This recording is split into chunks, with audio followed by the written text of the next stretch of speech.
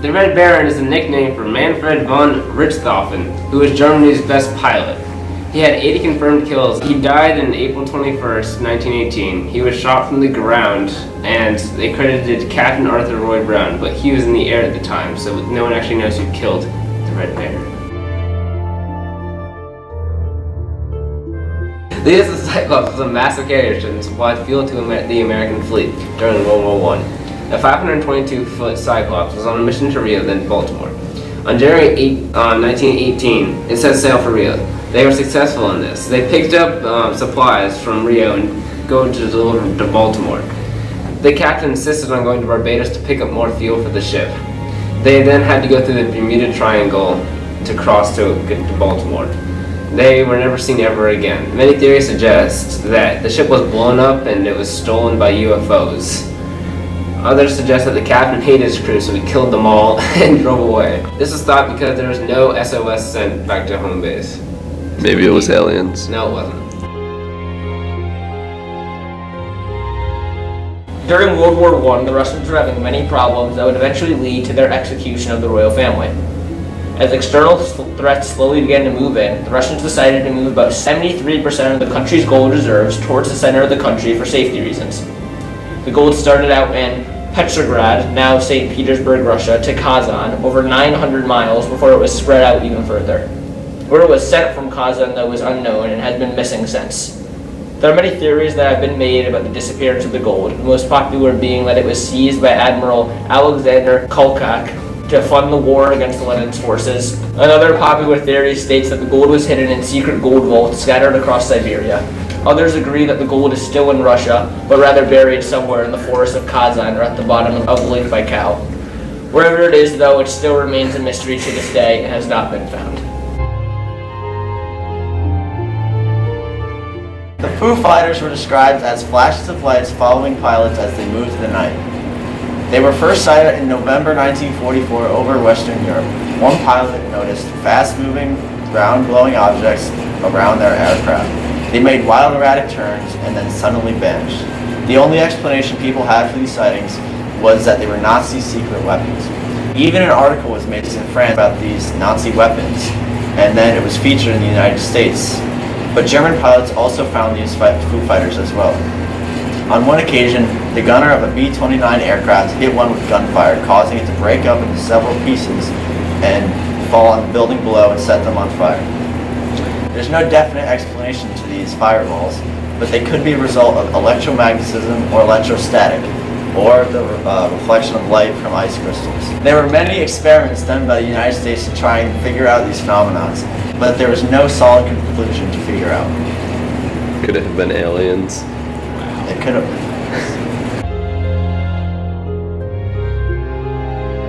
Flight 19 is a Bermuda Triangle. So it does involve UFOs. Probably. Good. Alright.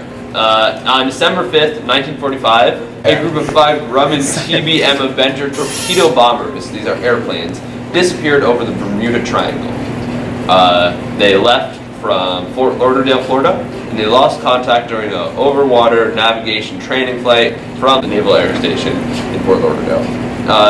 All 14 airmen on the flight were lost, as were all 13 crew members of a Martin PBM Mariner flying boat that launched from Naval Air Station Banana River in search for Flight 19. The PBM aircraft was known to accumulate flammable gasoline vapors in its bilges, so professional investigators have assumed the PBM most likely exploded in midair while searching for the flight. So I have 2 questions here. 1, mystery solved. Alright, we have half of the people, the other half, I don't know where they are. Number 2, if it was known to explode, stop using that airplane. So, the leader of the flight was United States Navy Lieutenant Charles Carroll Taylor, and he had about 2,500 flying hours, mostly in aircrafts of this type, that is the Avenger.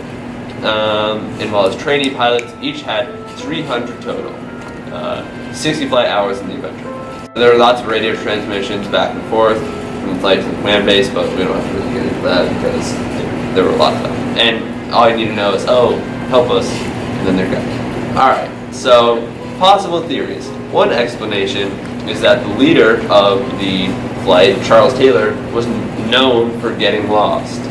That's the dumbest thing. If you're known for getting lost, don't fly. There were strange weather patterns over the Bermuda Triangle that night. Over the next 5 days, 2,500,000 square miles of the Atlantic Ocean was combed by the Coast Guard. However, nothing was found. Peculiar. No trace was found of any oil leakage, life raft, fire, or wreckage of any sort. They most likely, this is what the Navy said, they most likely ran out of fuel and crashed into the ocean. And there was a reported storm that night with 50-foot waves. And the waves could have very well destroyed the evidence. So that's reasonable. Strange weather. And the other one exploded because it was just exploding sometimes when it wanted to. And another explanation, aliens. Alright, so one of the biggest mysteries of World War II was what happened to Hitler. So supposedly the Russians killed him in his mansion with his wife and with his dog. However, nobody's really sure if this is true because allegedly they burned his body right after his death. Some people think that he survived that attack by the Russians and that he moved down to Argentina or somewhere in South America. Other people believe that he lived out the rest of his life in Germany. Some people believe that there was extraterrestrial involvement in the killing of Hitler because, I mean, this is a conspiracy theory video, how would there not be aliens? So nobody's completely sure what happened to Hitler after he died, again, because his body, or his alleged body, was burned, and there's just some really bad police work being done when they're trying to examine his body and when they're trying to see whether or not it was the actual Hitler. So, Hitler could be alive and well in South America with Tupac and Biggie. Nobody knows. So, Hitler was a huge art fan. He was an artist. He was apparently a bad artist. But he wanted to create a large art museum in Linz, Austria, and he wanted to call it the National Socialist Museum of Art.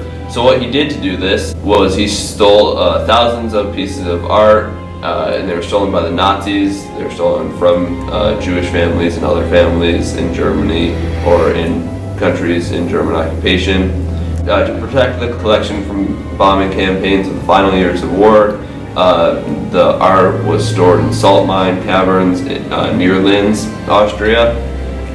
And then as imminent German defeat approached, the salt mines and artworks were ordered to be destroyed. However, most of these pieces were unsuccessfully destroyed, and they were recovered by Allied forces. So a system was set up to find the legal owners of the works because they were stolen. However, most of the works were never returned because they couldn't find their legal owners, and there are a bunch of theories saying that a lot of the famous pieces in art museums today were stolen from their owners during World War II and never returned. There are some other theories saying that the art in the museums we have are actually replicas of the originals that were stolen and destroyed in World War II. However, we can't be completely sure where most of our famous art has come from or its history.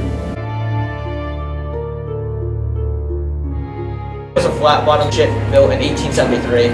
And in 1917, it was used to haul coal between Cornwall and France on a trip that would have taken around 30 hours.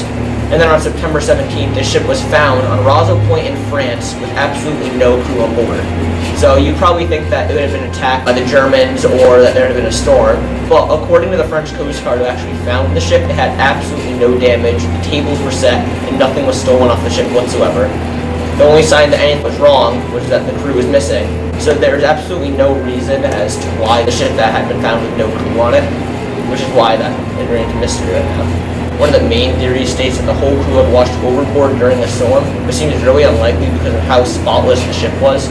So there really aren't many theories to this just because it makes absolutely no sense, as the crew didn't have a reason to land and just run away, and there was no damage found, so it wasn't taken over, and the crew logs were still on board, which is something that the Germans like to steal to see where it was.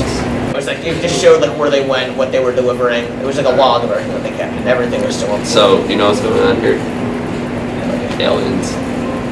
It's probably not aliens. It probably... What do you think it is? I honestly have no idea, just because if it was like damaged, you would say, oh yeah, it was just attacked by the Germans, like half of everything in World War, not any of the World Wars, but it was completely spotless and it was just kind of there. The Dialogue was believed to be an extremely advanced in regards to technology at the time.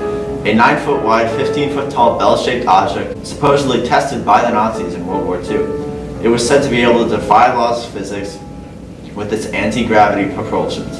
How, you may ask?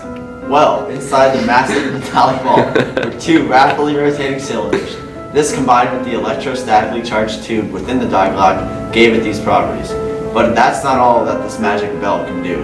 It was also known to have an effective diameter surrounding it. If one was to find themselves in this radius, crystallizations would start to form inside your tissue and your blood would separate into a gel-like substance. The first real evidence of Dialogue was in 2000 with Igor Witkowski's release of his book, Prawanda o Wunderwaffe, or The Truth About the Wonder Weapon. Igor found all of his evidence in a Nazi SS officer interrogation transcript. Recent author of the book, The Hunt for Point Zero, Nick Cook believes all of Witkowski's work is a hoax or wildly exaggerated. It is unknown to where this so-called bell is today, but there are still debates on its whereabouts.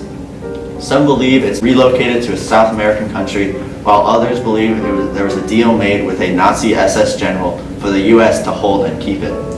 Some even think UFOs abducted the flying bell. We're going to talk a little bit about the Battle of Los Angeles in Los Angeles, California. This is a spooky one.